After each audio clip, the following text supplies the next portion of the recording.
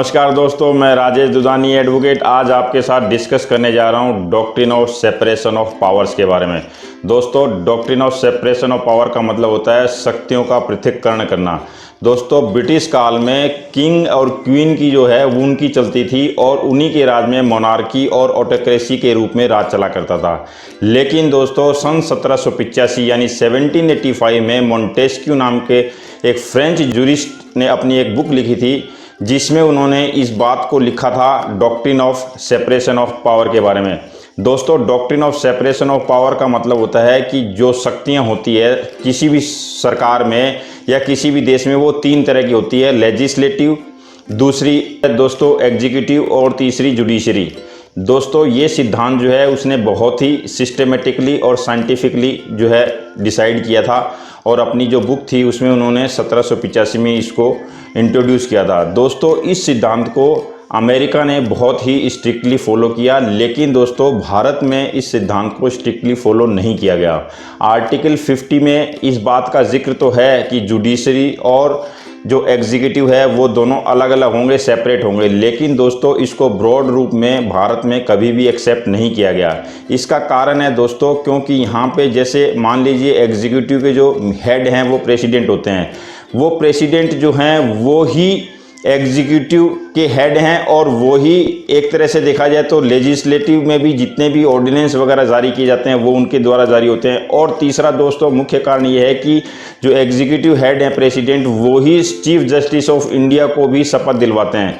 दूसरा दोस्तों, उनके पास में ऑर्डिनेंस के तहत कानून लाने का भी पावर है और इसके अलावा उनके पास में मर्सी पिटीशन आर्टिकल 72 के तहत दायर की जा सकती है, जिसके तहत वो जो है किसी भी अभियुक्त को क्षमा या दान दे सकते हैं। तो इस तरह से दोस्तों जो एग्जीक्यूटिव हेड है वो तीनों लेजिस्लेटिव और जुडिशरी उनके ऊपर में भी किसी तरह से पावर करते हैं। लेकिन दोस्तों इस जो सिद्धांत का मेन मुख्य कारण ये था कि कोई भी अंग जो है वो सेपरेट होना चाहिए। ये जो टोटल तीनों ऑर्गन्स हैं ये तीनों सेपरेट होने चाहिए। अगर तीनों को एक जगह इकट्ठा कर दिया जाए तो फिर दोस्तों आर्बिट्रेरीनेस यानी ऑटोक्रेसी आ जाएगी और जो सेपरेशन ऑफ पावर का सिद्धांत अगर नहीं लगाया जाता है तो फिर करप्शन के चांसेस भी ज़्यादा हो जाते हैं। इसलिए दोस्तों इन तीनों ऑर्गन के कोई भी मेंबर एक दूसरे का मेंबर नहीं हो सकता। तीनों के मेंबर अलग अलग हैं, तीनों के पावर्स अलग अलग हैं और इसीलिए दोस्तों विधि शास्त्री जो है एवी डाइसी उन्होंने कहा था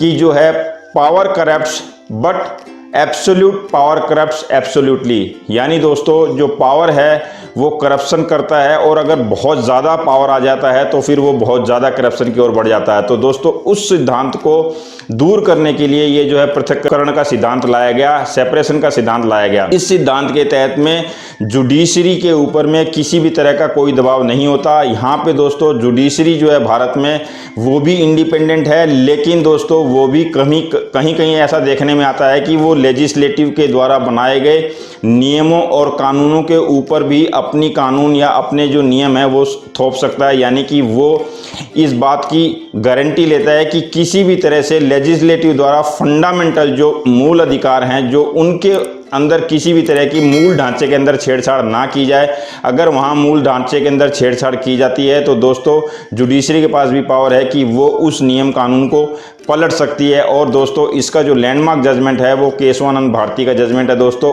उसमें जो है भारत की 13 बेंच की जजेस बैठी थी जिसमें इन्होंने इस बात को डिसाइड किया था कि भारत में कोई भी कानून ऐसा नहीं बन सकता जो कि भारत के फंडामेंटल राइट्स यानी कॉन्स्टिट्यूशन के मूल ढांचे को छेड़छाड़ करता हो। मूल ढांचे से किसी भी तरह की भारत में छेड़छाड़ नहीं की जा सकती। वैसे दोस्तों डॉक्ट्रिन ऑफ सेपरेशन का भारत में कहीं पे भी प्रावधान नहीं है, लेकिन आर्टिकल 50 में ये कहा गया है कि जुडिशरी जो है वो एग्जीक्यूटिव से सेपरेट होगी और दोनों के मेंबर अलग अलग होंगे, दोनों एक दूसरे के ऊपर में किसी भी तरह का प्रभाव नहीं डालेंगे।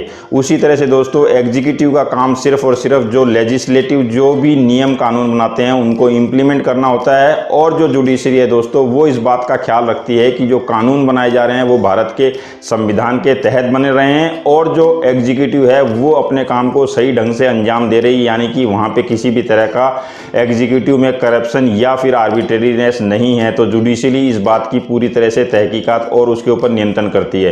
तो इस तरह से दोस्तों भारत में जो है डॉक्ट्रिन ऑफ सेपरेशन को जो है पूरी तरह से नहीं माना जाता, स्ट्रिक्टली फॉलो नहीं किया जाता, लेकिन इसको चेक एंड बैलेंस के रूप में एक सिद्धांत माना जाता है और जिसके तहत भारत में जो है एक सरकार अपना कार्य करती है। उसमें जुडिशरी, लेजिस्लेटिव और जो है एग्जीक्यूटिव अपने अपने अधिकार क्षेत्र के अंतर्गत कार्य करते हैं और एक दूसरे में किसी भी तरह की कोई दखल अंदाजी नहीं होती और ना ही वो एक दूसरे के मेंबर बन सकते हैं। तो इस तरह से दोस्तों ये था आज doctrine of separation of power के बारे में। अगले वीडियो में फिर किसी नए टॉपिक के साथ मिलेंगे।